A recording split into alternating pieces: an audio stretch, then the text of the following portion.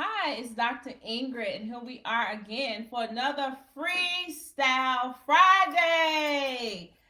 Thank you so much for joining me. I am coming with greetings. This is the holiday season, and wanting to discuss today how to overcome hopelessness.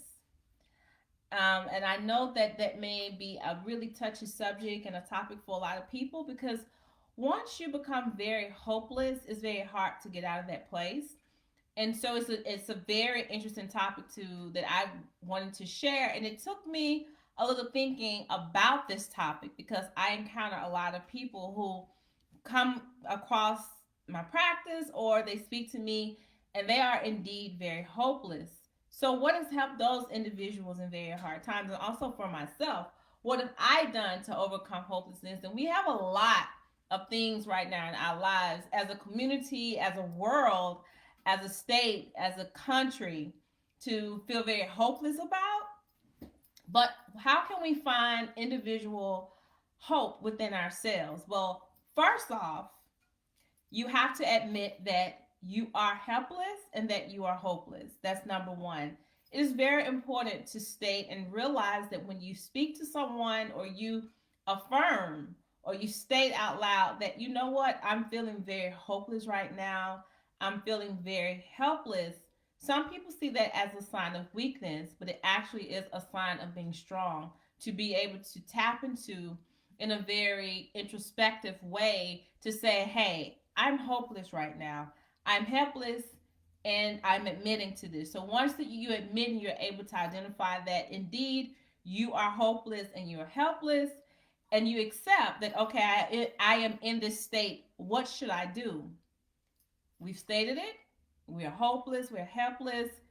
What do? The next thing, we need to organize a daily schedule if possible. Lying in the bed, I know sometimes, particularly when people have clinical depression, it's very hard. You have low energy, you don't want to eat. It's a lot of things that you don't want to do. But lying in bed is definitely the wrong thing to do to give in. Having a daily schedule, having things that you do throughout the day. And I know right now, with everything being in the home, and some people are unfortunate where they don't have jobs or their routines have been extremely disrupted by the pandemic and by the weather. Some people are outdoorsmen, that you're kind of feel that you are sedentary or you're in the house and there's nothing to do. But I would like for you to think about organizing your time, organizing your thoughts each day, hour to hour.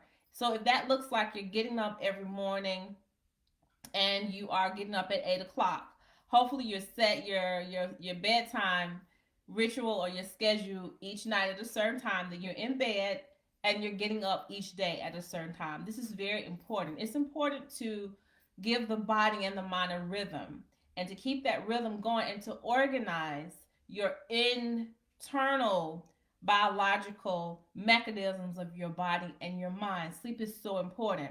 So we're organizing our daily schedules by one, getting the adequate sleep that we need, going to bed at a certain time, waking up at a certain time, and then looking at our day in a very strategic way. So say that you say, I don't have anything to do.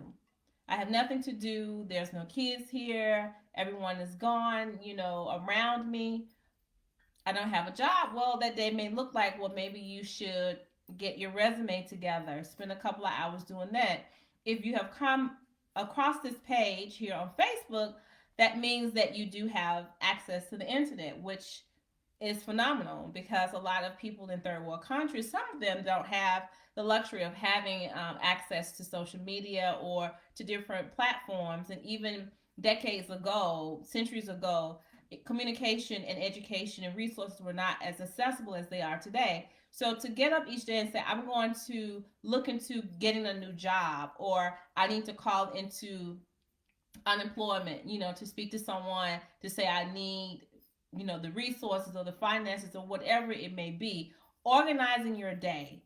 In organizing your day, if you are able to say, okay, at this certain time, I'm going to have lunch, or I'm going to instill some readings or doing something throughout the day on a timely basis, would definitely help you and getting you organized. And the more organized you are, the less anxiety you have, the less depression that you have, and more hope that you can garner up. If we look at the next thing that can be done, it's building people around us, having people around us, because there have been times even in my own life where I have reached a point where I've been so low and hopeless that I've needed people around me to pull me up by my bootstraps and say, okay, get it together, you can get over this. But it's been because I've had a positive support system, and I've had people around me who saw me slipping or tell, hey, this is not you, and have given me that support. And it's so important to build a positive support system around you of people who, one, believe in you, and two, who can help you to get to where you need to go, or to give you the resources that will help you from day to day. So very important. If we look at the other aspects of finding hope, I want to touch upon them. And if you're following me, I'm going to go back and allow you to understand the sequence in which I'm going, because I'm basically breaking the word hope down. H is for saying that you're helpless and hopeless. O is organizing a daily schedule. P is getting positive people in your life and in your circle by way of church, by way of finding a good therapist, that someone that you can trust, that you can speak to, or finding whomever that you can trust and who's for your best interest in your life. And E, I want to call this, the 3 E's of hope. One is looking at your physical environment. Is your house a mess? Are things in disorder? Are they in disarray? I am a strong believer that how your external environment is structured is how your brain and your inward workings and your thoughts, your emotions, and your behaviors will also follow suit based on your external environment. So having different pockets organized, and I know right now it's difficult for a lot of people because there's a blend of home, there's a blend of work, there's a blend of school, all in one room. So, in order to keep these things compartmentalized, you need to organize it in a way where you're able to function in these different blended areas of your life all in one space, which I know that it is definitely hard. But once you're able to tease that out physically in a physical environment, you'll be able to tease out things in a more emotional and mental space, so that the things that you need to do for yourself, you can fully focus and really process the information in which is coming to your mind, or come to those solutions. So environment is so important. The second one is finding those little escapes. Now, when I say escapes, I'm not talking about going and getting drunk and just drinking your cares away, or using illicit drugs, or smoking marijuana that makes us very lazy and low. And by the way, I say make us because I'm trying to engage myself, but I do not smoke marijuana. But I'm just trying to engage, and I want you to understand that I fully understand what you are going through when you have this hopelessness. But lending yourself to drugs and alcohol definitely is not the way to garner up the hope. Because once you will have the hope, and in a state of intoxication, you indeed may feel more hopeful because you are escaping and you're not in touch with reality. And then once that intoxication wears off, and then you're faced back with reality by the withdrawals or the symptoms that you may feel, then you're back to feeling hopeless again, and you're feeling helpless. And then what do? In turn, you go back and you reuse. So the escapes that I'm talking about are therapeutic escapes, not escapes by way of illicit drugs. Again, looking at escapes of going on a walk, and I know that the weather, we're in winter right now, so you may not be able to go for those walks, but you can go for short walks. Bundle up, put your hat on, put a scarf, coat, and just exercise your legs, move your legs. A lot of people say, okay, I can't exercise, I don't have a treadmill. Well, okay, well, guess what? I ordered a treadmill about 4 months ago, and I have not gotten it yet. And I don't think I'm going to get that treadmill. However, the stock of treadmills and a lot of things are not being manufactured as they were before the pandemic. So we may not have those tangible resources to exercise, but you do have the ability to stretch. And a lot of times you will see, on the live, I'm saying, let's give ourselves a good stretch. Stretching is so beneficial in the way that it just allows it releases endorphins. It allows you to just release all of that energy, that negative energy that can actually cause physical pain in your body. Stretching alone can definitely help. So, taking a moment to just stretch, being very mindful of what's happening with your body in that time, not overthinking the next moment, not thinking back at what happened yesterday, but being in that moment of escape and allowing yourself to just be free in that moment. So we're talking about stretching, we're talking about going on walks, dancing, listening to music is also great, and doing some meditating, saying our affirmations. And this week our affirmation was I am grateful. So waking up and having affirmations would definitely help you in escaping from reality, but also help you in garnering up your hope. So we have H for admitting that we're helpless and hopeless. O, organizing a daily schedule, a schedule for the week, a schedule for our lives. But organization is so important. P, having positive people is essential. You have to have a positive team of people to help you, and you can start by starting with a therapist, church, friends, family, whatever you can identify as positivity in your life. And those are the individuals that you need in your life to help you to regain your hope. And E, like I said, we're doing the three E's. We've talked about physically organizing our environment, also finding those escapes.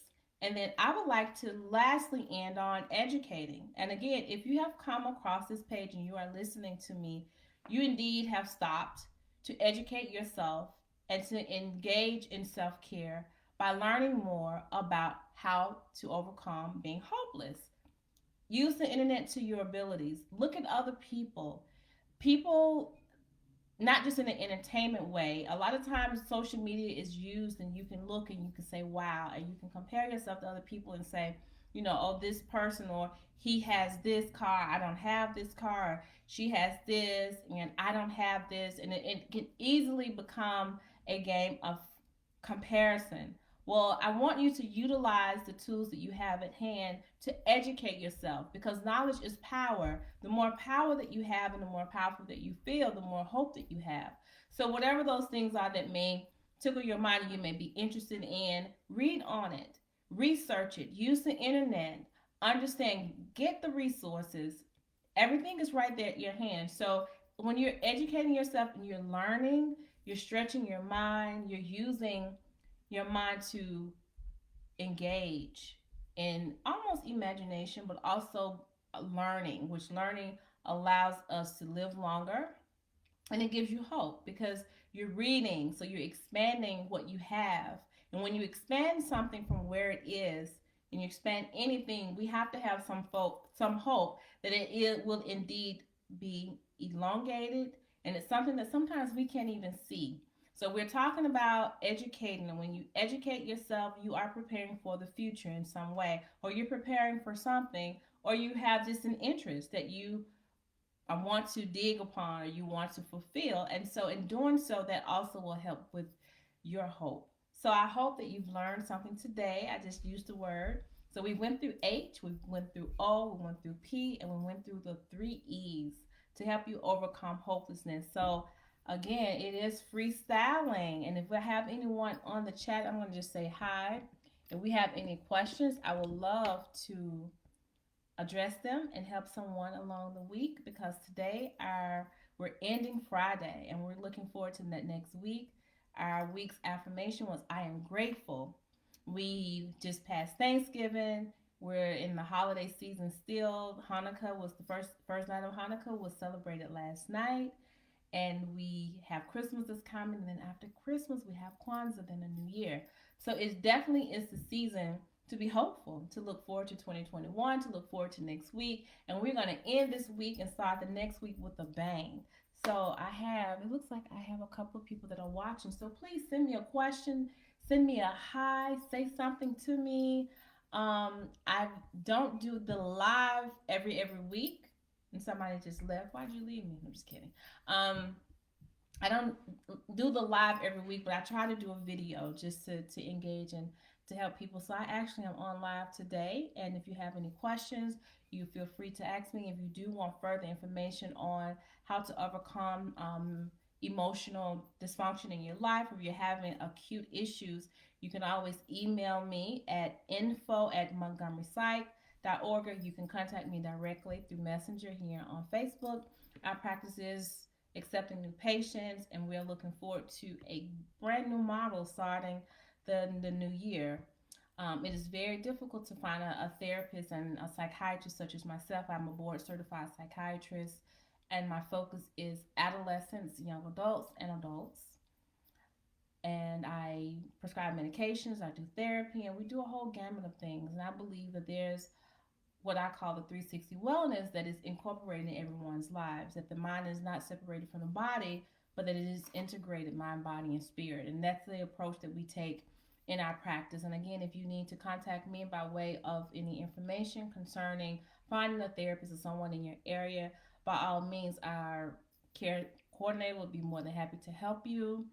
This segment right now is not to diagnose, assess, or to treat any mental disorders, but I am just giving information and just talking to you about how to overcome hopelessness. So I thank you so much for joining me. And again, we got to freestyle it. We got to freestyle. We got to freestyle it. You can probably see this necklace that I have on, this kind of glistening. It's from Uscape, Rejuvenation. They have a series of inspirational jewelry. What I'm wearing today says never, never give up, and also strong is beautiful. So I want to give a shout out to Uscape Rejuvenation for this wonderful, lovely jewelry of inspiration. And that's what we're doing today. We are inspiring each other. Trust and believe. Me being here on this live is so inspiring for myself. I just cannot stand to not share it with you. So I appreciate you joining me. And I just want to freestyle just a little bit. Just a little bit. I'm going to see if I can bring this down a little bit so you can see the keys. And I want y'all to have a great weekend. And I thank you so much for joining me. And I have to say, I have not been down here.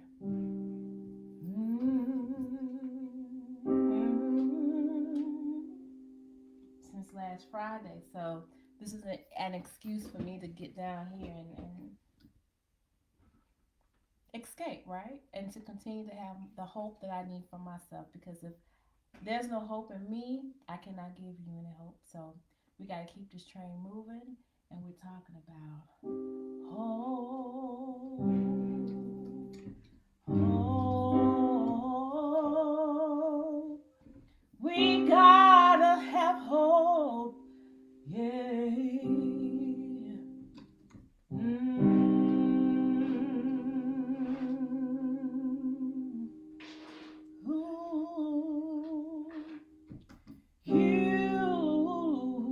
We got hope, hope, hope. Our heartbeat.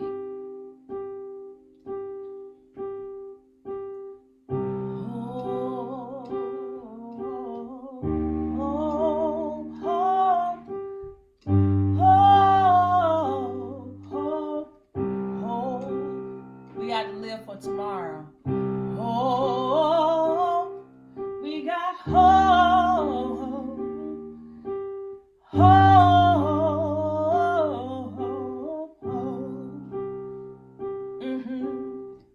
Hope. We got hope. We got hope. We got hope. We gotta have hope. Oh, some hope to go on with our lives. Oh,